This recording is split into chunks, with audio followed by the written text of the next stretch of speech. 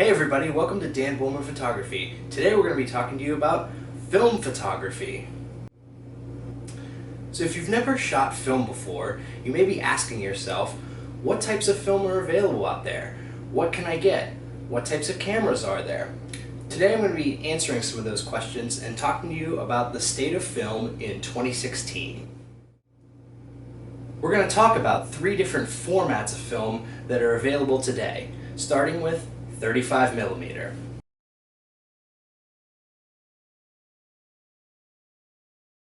Now the first format I'd like to talk about today is 35mm film.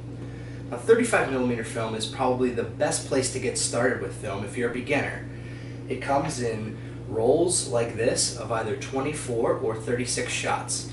And 35mm film is available in black and white, color negative film, and color positive or slide film.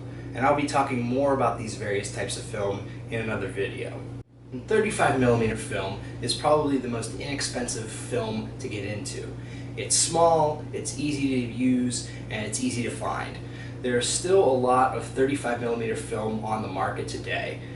Now if you're looking for it, you can buy it at a local camera store, sometimes pharmacies sell it, or you can just buy it online at a website like B&H and Amazon. Now as far as cameras go, there are plenty of 35mm cameras out there today, especially on the used market. There aren't that many new cameras being produced, but in terms of finding 35mm cameras, there are plenty of them available. The camera I shoot with is a Canon FTB. Now this is an entirely manual camera. There's manual focus, manual exposure, there are absolutely no automatic settings on here. And one of the cool things about it is there's no need for a battery. All the parts are totally mechanical, and that makes it very easy because I don't have to worry about batteries dying.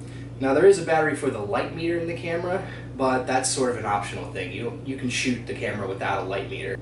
So if you're looking for cameras like this, you can go on sites like eBay or KEH.com, or you can find them at used stores like thrift shops or yard sales. And there are plenty of cameras out there, and a lot of people are looking to get rid of their 35mm cameras because they're shooting digital. So you could find a really great deal on a camera out there if you're keeping your eyes out for it.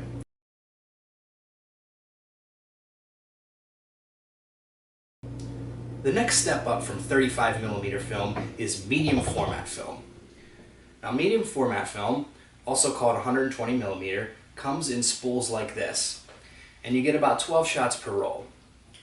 Now as you can see, it's considerably larger than your 35mm film, and one of the details that you get from this, or one of the benefits of this, is that you get more detail in the photographs. So you're going to get a higher resolution image on medium format film. Now medium format is great for portraits and landscapes or other types of photography where you need a high amount of detail. But with a bigger negative or bigger film stock, you get a much larger camera. Now as you can see, this Pentacon 6 medium format camera is considerably larger than the 35mm Canon I'm holding. Now this is also an entirely manual camera, and most of the medium format cameras are. So it's fairly slow to use. You have manual focus, manual exposure, and pretty much manual everything. So it's definitely a trickier format of film to shoot, but it's very rewarding if you're looking for something that has more detail than 35mm. But it's probably not the best place to start if you're just a beginner. Medium format cameras used to be astronomically expensive, really out of the reach of your average working person. But today you can find a decent amount of pretty good medium format film cameras for affordable prices.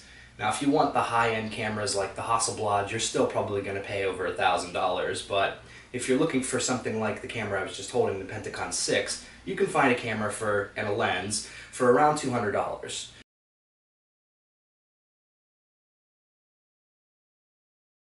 The last format of film that I want to talk about today is instant film.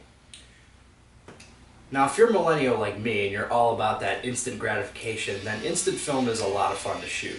So this is an Instax Wide 300. and it's pretty easy to use. I mean, all of the instant cameras are pretty much, you don't have a lot of control over aperture or exposure or anything.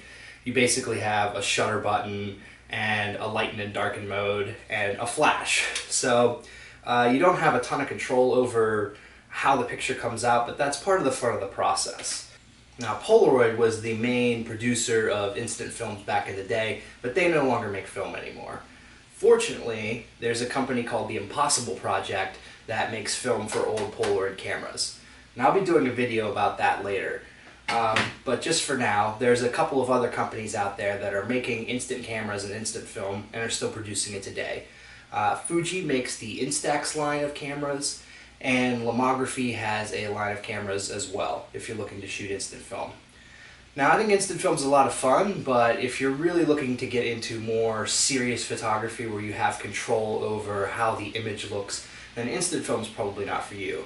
But it is something that's a lot of fun to shoot, and you can get some pretty cool images and ones that you will remember for a long time. One of the cool things about instant film is that it produces these one-off images.